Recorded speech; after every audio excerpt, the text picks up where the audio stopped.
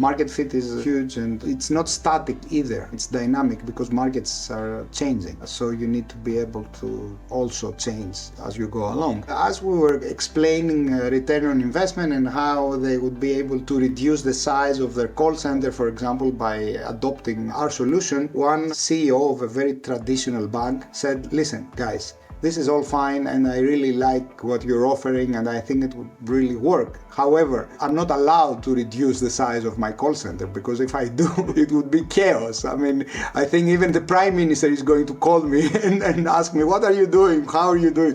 That was 20 years ago, obviously. Things have changed. What is more relevant and what I would like to focus on today is my second company that I started in Greece. It's called VoiceWeb and it is a conversational AI company. Back then, when I started it, we didn't call it conversational AI. It was a little ahead of times, but this is what we call it today. So essentially, company automating customer care for large enterprises. So the voice bots and chat bots that you see everywhere, we were one of the early pioneers. And then I switched on to my entrepreneurial career, which is mostly relevant to what we're discussing today. I started two companies during that period. One was actually based in Guatemala, although I was based in Athens myself. I worked with two other co-founders that lived in Guatemala and we started mobile value-added services provider for Central America, which went very well.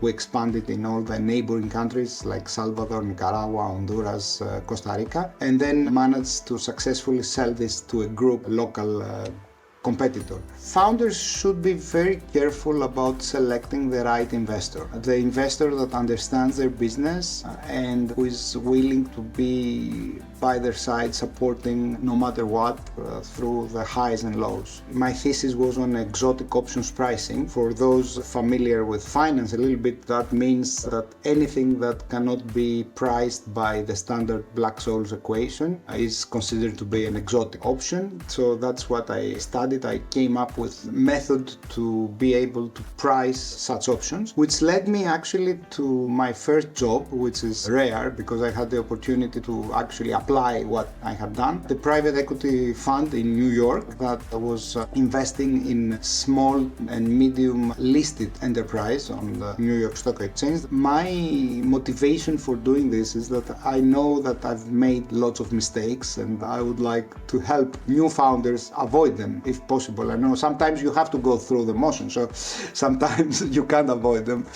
Oh, you may help one person and then that makes all the difference. Funding from an institutional investor comes with lots of baggage, and the most important one is that there is a time tax that nobody talks about. Back then, I thought that's okay because we can always hire the help, and we tried. We had lots of talented engineers and lots of heads of engineering teams, but nobody really owning the architecture and the tech stack like a founder would. I very much like the concept of operational VC that you see nowadays mostly in the US, but also in Europe. And that is the type of VC that understands that you need a different skill set to bring your company from 0 to 1, and then a completely different skill set to bring it from 1 to 2 to 3. So scaling a business is different than starting a business. Obviously that was a blow at the beginning, but that forced us to move outside Greece, and we did really well. I mean, we started expanding into neighboring countries, first in the Balkans, Turkey, and then Middle East and Africa. So we ended up selling our solutions in more than 30 countries in those